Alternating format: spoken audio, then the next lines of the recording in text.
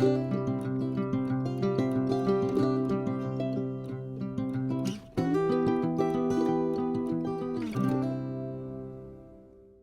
this video, I'm going to show you how to create this super simple spring wreath. This took me about 10 minutes to make.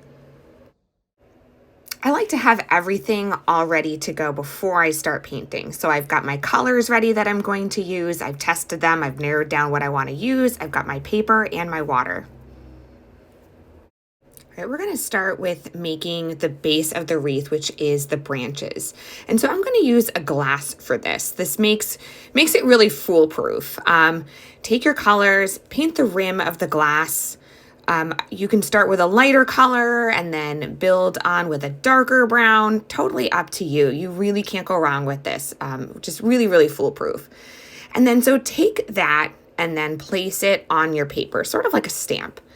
And now this is going to be your first layer. And then take the colors again. Again, you can alternate between a lighter color and a darker color. Paint it around the rim of the glass.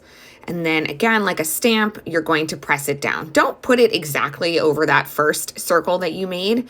Make it a little variation because again, branches they're not going to be perfect.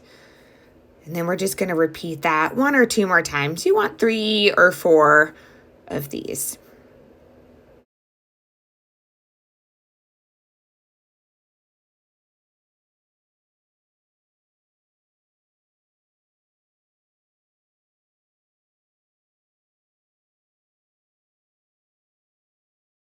Okay, so I like this. I'm going to stick with the 3. I'm not going to do a 4th. You could if you wanted to. And then the next part of the process is moving on to the floral part. So any leaves or flowers. All right, now we're going to move on to creating the leaves. You want to wet your brush and get some of the whatever green you picked and start making small leaf shapes. So make sure your brush is sufficiently wet. Otherwise, you won't get a nice result. Your brush does need to be quite wet.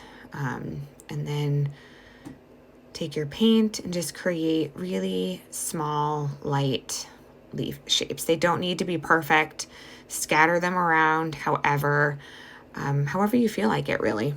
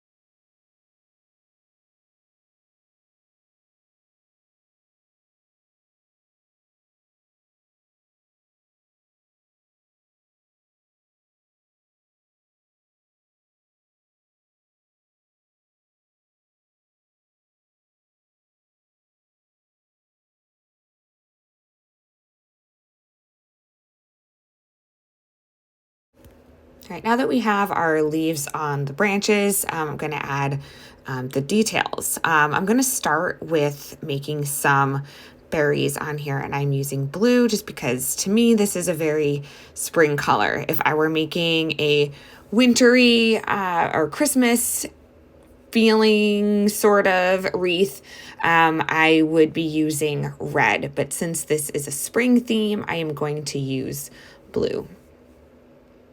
And what you want to do is just create small circles and fill them in going around. It, again, does not have to be perfect. Just scatter them around wherever you think looks nice. It's just very, very subjective, and it can just be very random.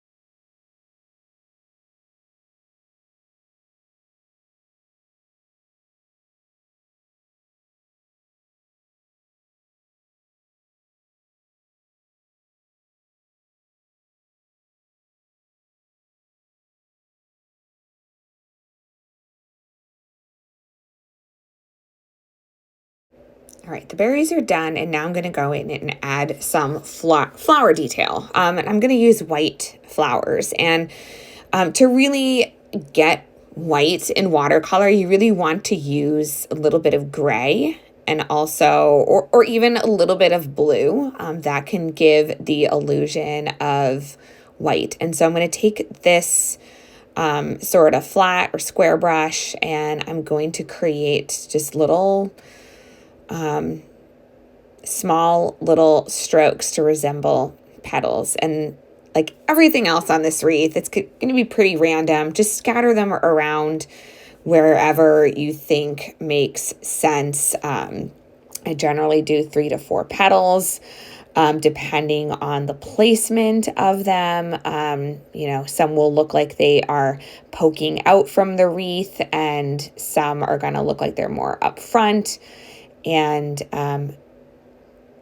it's not going to be perfect, very, very scattered, but it gives a really nice contrast to the green and the blue.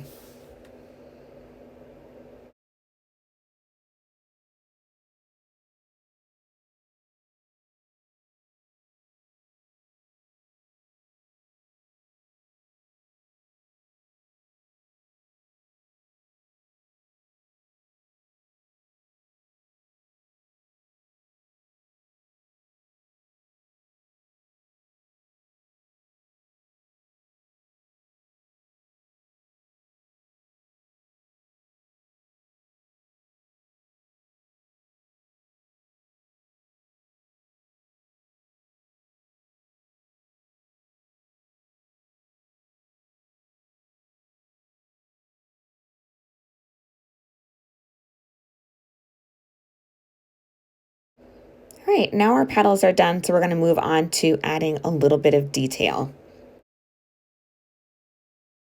All right, so when the petals are dry, we're going to go in, or you're going to want to go in with a little bit of yellow in the center where the petals meet. And you don't need a lot. A little goes a long way.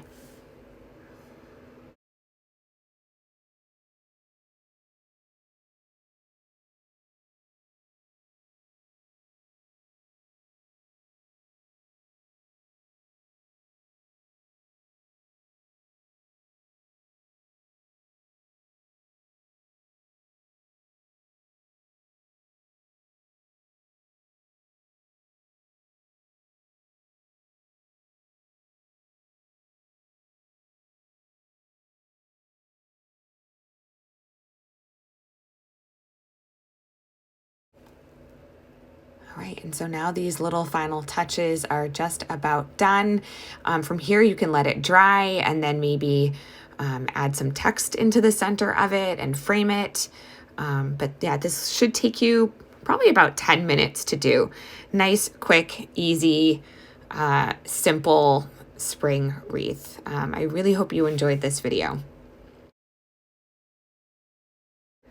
All right, and there it is. This is a pretty small scale. You could always make it bigger if you have a larger glass. That is certainly an option as well. I tend to make my paintings on the smaller side. And here's a quick look at the painting in natural light so you can see the difference. If you liked this tutorial and found it helpful, please let me know. And also, please like and subscribe to my channel. The support is greatly appreciated. Thank you.